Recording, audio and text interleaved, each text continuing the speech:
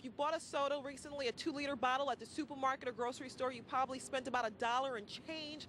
This tax would practically double the price. Rendell says Republicans are using this job offer to distract voters from what really matters. As federal authorities are probing hedge funds, mutual funds, and investment bankers to see if they use secret information to make tens of millions of dollars in illegal profits. And those surveillance cameras were installed after Officer Gary Skursky was shot and killed at Pat's Cafe back in 2006. They helped internal affairs investigators build a case against Officer Crockett, and they helped clear the names of the other 2 officers. Ty, you have a little bit of a glimmer in your eye. Was that your last report this morning for Good Day Philadelphia? Look at she's smiling. Yes. Frozen but I hand. think also that glimmer has something to do with the fact that it's not snowing and it's feeling actually quite Things are warmer. improving. I have what, about 4 or 5 layers, and I'm Fix it, Ty. Fix it. Yes, a lot of clothes right now, but I'm feeling, not so cold. I can feel my toes. Yeah, well, you look good. The mayor says many of these are targeted attacks, which unfortunately means innocent victims like 2-year-old Terrence Webster are often being caught in the crossfire. We're live in Chester. I'm Ty Chandler, Fox 29 News. Good evening. I'm Ty Chandler. Just a little less than 2 months now until voters head to the polls, and young voters may not be a sure thing for Democrats this election season. Yes, Omar Roan is a wanted man after the accused killer escaped from police custody on Saturday. Has been on the run ever since, and police now want your help to find him. Take a look at his picture. This is 22-year-old Omar Roan, who hasn't been seen or heard from since Saturday afternoon. That was when he was in the back of a police transport van headed towards the current Frothford correctional facility. He was heading there Saturday afternoon along with 2 other prisoners. But somehow, when that van was at an intersection at the red light, Roan and the 2 other prisoners somehow got the door open and jumped out of the van. Now, police were able to catch the other 2 men, but Roan, he is still on the run. He is charged with killing 17-year-old Kyrie Young in June of 2009.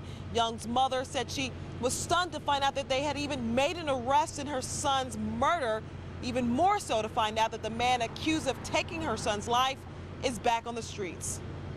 Heart start beating real fast because now I have to relive this all over again. Like, I was trying to put it in the past, but now, it's coming back up. So, I don't know. I feel hurt, and I hope he really turned himself in. And if he stay out here, I hope he don't kill nobody else. I would never want a mother to feel what I'm feeling. So, I hope he is caught. Here's another look at 22-year-old Omar Roan. He is 5'8", 125 pounds, and police say he has 3 very distinct tattoos. 2 teardrops on his left cheek, also YHM tattooed on his neck, and RIP Rob on his hand. If you have any information about his whereabouts, police want you to contact them. They say he is considered dangerous, and they're also offering a $2,500 reward that would lead to his arrest. We're here at police headquarters waiting for more information about the status of this search and also an answer to the big question, just how did these prisoners manage to get that van open, get that back door open in the first place? We're live from police headquarters. I'm Ty Chandler, Fox 29 News. Shawnette, John, back to you. Chanel, don't be fooled by the crowd here. Engine 57 is closed. There's no one on duty here. Engine 57, this firehouse is closed. Firefighter union leaders say that what will happen to communities that they serve when these fire trucks are not in service? They want to send a message to Mayor Nutter that it's time to stop using the fire department as his ATM machine. At what price? The citizens of Philadelphia pay taxes. They deserve fire service. But as you can see by the sign, they won't be getting it from here.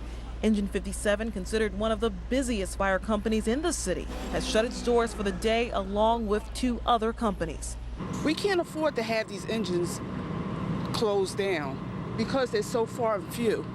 So we need them. Mayor Nutter needs to really do something about this. But the mayor says these rolling closures, which would temporarily deactivate up to 3 fire companies a shift, could save the city $3.8 million in overtime.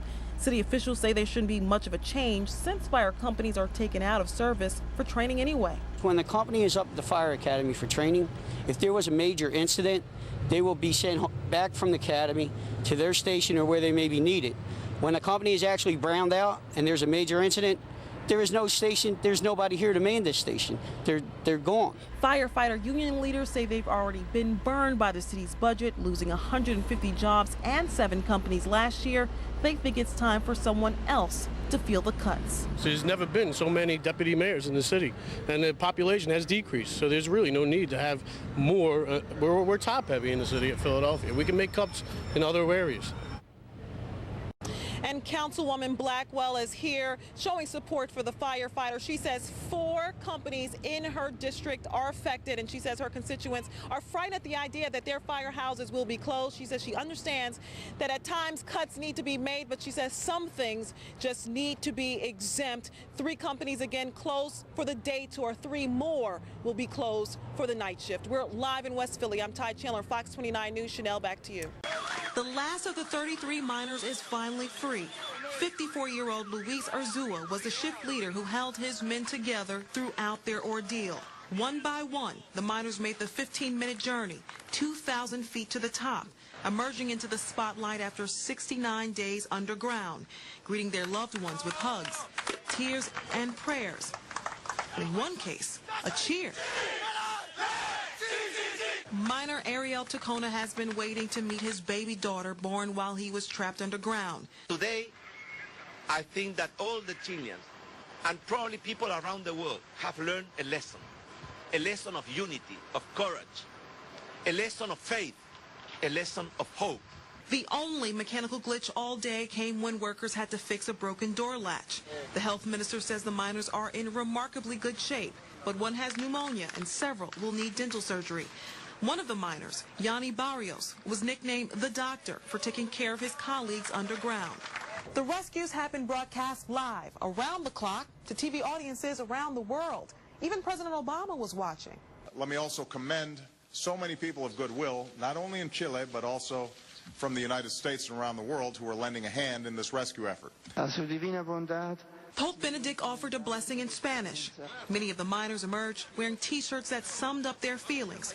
Gracias, Senor, they said. Thank you, Lord. Ty Chandler for CBS News, New York. Cold, Ty? Yes, you know, actually, I came outside without any gloves on tonight. I don't know what I was thinking. I do have some now. This is the type of weather where you lose the feeling in your fingers, where the wind practically blows you away. Sure, it may be better than last week's blizzard, but many we spoke with say they're not trying to be outside longer than they have to. Trying to stay warm. Trying to stay warm. Craig Willis has found the secret to keeping warm in the cold.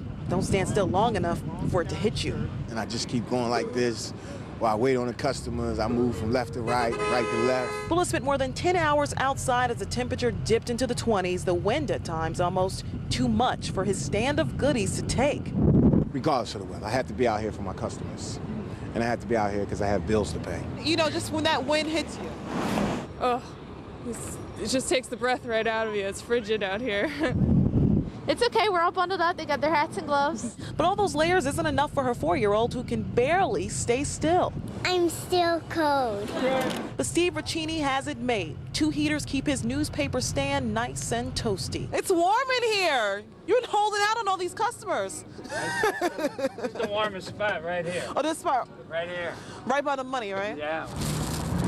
Most wouldn't choose to be out in this weather, but Natalie Lee is out running in it. Doesn't stop us. There's no ice on the ground, so there's no reason not to be out. Though one of her teammates is MIA. Not dropping any names, Donna. And Donna, don't feel bad. I probably would have stayed at home too. Now, on average, the people we spoke with say they had on 3 to 4 layers to stay warm. Of course, winter is just getting started, so temperatures most likely will drop even lower in the days, weeks, and months to come. That's the latest here from Center City. I'm Ty Chandler, Fox 29 News. For the first time, the government is allowing doctors to use embryonic stem cells in a medical treatment. The unnamed patient in Atlanta had a recent spinal cord injury. Researchers are hoping the stem cells will travel to the site of the injury and release compounds that will help the damaged nerves in the cord regenerate. The stem cells being used were taken from embryos left over from fertility treatments. And researchers say women can lower their risk of breast cancer even if they have a family history. A new study found exercising regularly, maintaining a healthy weight, and drinking less alcohol help prevent the disease in women with and without a family history. About 15% of all postmenopausal women have a genetic predisposition to breast cancer. And a new study finds autism is more common in children who had jaundice at birth. Jaundice causes a yellowing of the skin in newborns and usually disappears quickly without treatment. Researchers say they don't know how the conditions might be related. It could be that children genetically predisposed to autism might also be vulnerable to jaundice. And those are some of the day's top health stories. I'm Ty Chandler, CBS News, New York.